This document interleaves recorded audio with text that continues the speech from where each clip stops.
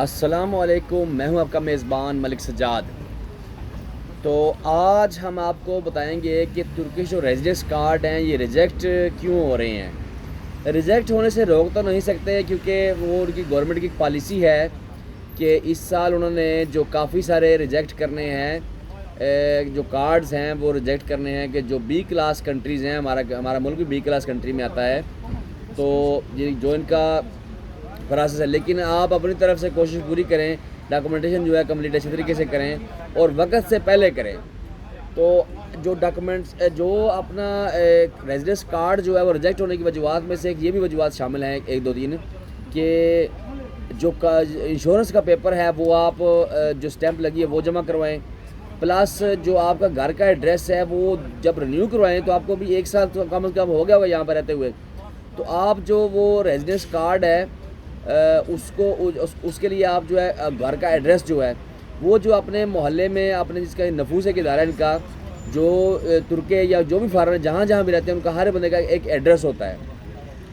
تو آپ دوسری دفعہ بھی وہی جو پرانی نوٹری پبلک کی جو کرائی ہوتی ہے اس کی فوٹو کاپی کرا کے ساتھ لگاتے ہیں۔ ایک ریجیکشن کی سب سے بڑی وجہ یہ بھی ہے،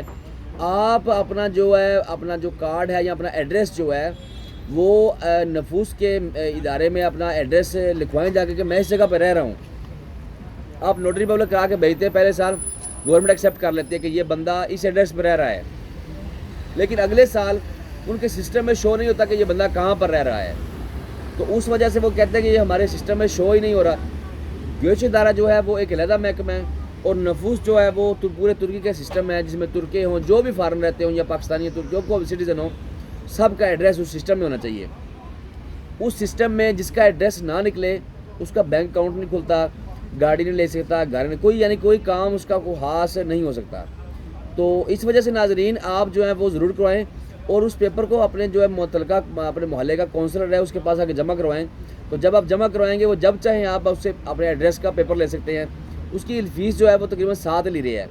تو جب آپ ہر سال نوٹری کراتے ہیں آپ کو 126 لیرے دینے پڑتے ہیں، لیکن جب وہاں سے آپ پیپر لیں گے ایڈریس کا تو اس کے 7 لیرے فیس ہے اس کی، جو محلے کا کونسلر آپ کو دے گا۔ تو آپ جو اپنا ایڈریس جو ہے وہ اس کو مینشن کریں گورنمنٹ کے سسٹم میں، ضرور جا کے بتائیں، جب آپ چینج بھی کریں اپنا ایڈریس تو پھر بھی جا کر آپ بتائیں۔ تو یہ تو ایک بات ہوگی، اس کا جو پیپر ہے وہ اس کی ایکسپائری ڈیٹ ہوتی ہے 1 مہینہ، تو وہ تازہ فریش لے کر جس کے اوپر ڈیٹ لکھی ہوتی ہے اپنے آپ کا محلے کے کونسلر کی جو اسٹیمپ لگی ہوتی ہے، سگنیچر اس کے ہوتے ہیں، وہ پیپر ساتھ لگائیں، اور جو انشورنس کا پیپر ہے وہ بھی ساتھ لگائیں۔ اس کے علاوہ یہ تو پیپر جو لازمی ہیں وہ لگانے ہیں۔ تو اس کے بعد جو ہے وہ آپ کوئی نہ کچھ کریں ترکی میں، کیونکہ ریجیکشن کافی زیادہ ہو رہی ہے، اور ابھی ایک نئی پرابلم آئی ہے کہ ان سے کچھ فائلیں لگتا ہے گم ہو گئی ہیں، جو میں نے معلومات لی ہیں، کیونکہ پہلے انہوں نے کچھ لڑکوں کو میسج کیا کہ آپ ادارے میں آئیں تو آپ کی جو فائل ہے وہ مل نہیں رہی، تو آپ دوبارہ آ کے جمع کروائیں اپنی جو کاغذات ہیں۔ کاغذات اسے سارے بھیج دیے، اپنے پاس فوٹو کاپی رکھی نہیں ہوئی، کچھ سمجھدار بندے ہوئے ہیں جنہوں نے رکھی ہوئی ہے، تو وہ کاغذ دوبارہ ابھی وہ کیا کر رہے ہیں، کوئی میسج آ ہی نہیں رہا، کافی سارے بندوں کو کچھ میسج نہیں آ رہے، تو آپ جو ہے اس میسج نہ آنے کی وجہ یہ ہے کہ فائل آپ کے ڈاکومنٹس جو ہے انکمپلیٹ ہیں، تو میسج وہ بھیج سکتے ہیں۔ پہلے یہ ہوتا تھا کہ جو 50-60 ہزار بندے یا 70 ہزار بندے جو ہے بائی پوسٹ بھیجتے تھے اپنا ریزیڈنس کارڈ رینیول کے لیے، تو ابھی جو ہے وہ تقریباً 15 لاکھ بندے جو فارنر ہیں وہ سب نے پوسٹ آفس کے ذریعے بھیجی ہیں۔ اس وجہ سے کافی ساری مشکلات درپیش آ رہی ہیں، تو آپ جو ہے وہ اپنے ڈاکومنٹس جو ہیں وہ اچھے طریقے سے بھیجیں اور ہر ایک کی جو ہے فوٹو کاپی رکھیں۔ اس کے بعد جو آپ رسید لیتے ہیں، جو فیس جمع کرواتے ہیں آپ، تقریباً $100 بنتی ہیں یا $90 بنتی ہے، وہ فیس کی رسید جو ہے وہ جینون بھیجیں۔ کئی بندوں نے فوٹو کاپی بھیجی ہوئی تھی، اس فوٹو کاپی کی وجہ سے پرابلم بن گئی، یعنی کوئی نہ کوئی پرابلم بنا کے وہ ریجیکٹ کر رہے ہیں، اور کئی کو میسج ہی نہیں آ رہے، اور نئے جو بندے ابھی اپائنٹمنٹ لے رہے ہیں ان کو میسج بھی نہیں آ رہا کہ اس ڈیٹ کا میسج نہیں آ رہا، وہ یہ کہہ رہے ہیں کہ ابھی میل کرتے ہیں کہ آپ جو ہے آج سے آپ کی ڈیٹ شروع ہو چکی ہے، 20 دن کے اندر آپ اپنے ڈاکومنٹس جو ہے بائی پوسٹ ہمیں بھیج دیں۔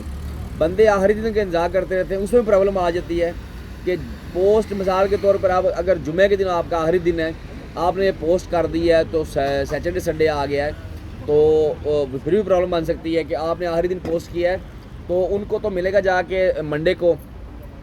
تو آپ کوشش کریں جیسے آپ کو میل آئے اسی دن آپ اپنے ڈاکومنٹس کمپلیٹ کریں اور وہاں بائی پوسٹ بھیج دیں ڈاک خانے کے ذریعے. تو جن بندوں نے کمپنی بنا لی ہے, کمپنی بنا کے اپنے کمپنی کے ڈاکومنٹ ساتھ لگائے ہیں, کمپلیٹ ڈاکومنٹ ساتھ لگائیں,